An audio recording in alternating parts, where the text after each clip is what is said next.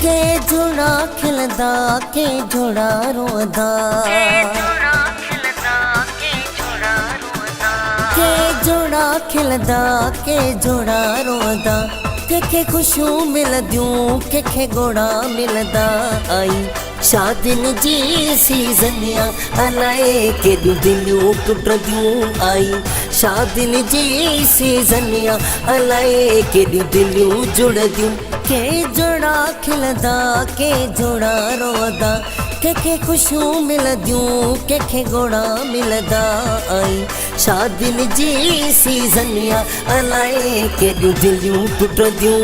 आई शादिन जी सीज़निया अलाए के दिलियूं जुड़दियूं। या अली मदद जीअं तव्हां आया तव्हांजे पंहिंजे सिंगर यासिर समो मुंहिंजो हीउ एल्बम अची रहियो आहे दिल प्रोडक्शन में, जेका दिल प्रोडक्शन वाहिद प्रोडक्शन आहे, जेका सुठा फ़नकार सिंध खे ॾिना आहिनि। ऐं असांजो जेको हिन कंपनी जो प्रोड्यूसर आहे लकी मक़सूद जागरानी साहब, जंहिंजी वॾी तमामु सुठी कोशिशि हूंदी आहे त हमेशह सिंध खे नवां चहिरा ॾियनि ऐं नवां आवाज़ ॾियनि ऐं सुठनि आवाज़नि खे मथे खणी अचनि।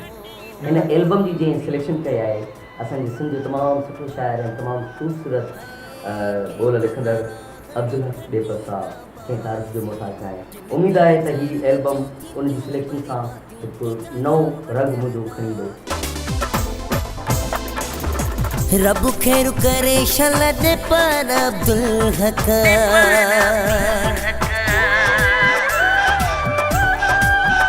हो रब खैर करे शलद पर अब्दुल हक।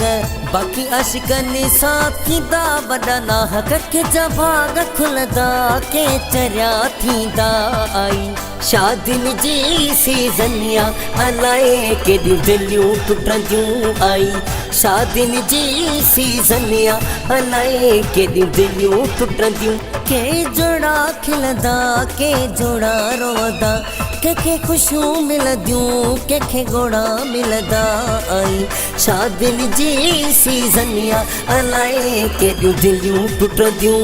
आई शादिन जी सीज़निया अलाए के दिलियूं जुड़दियूं।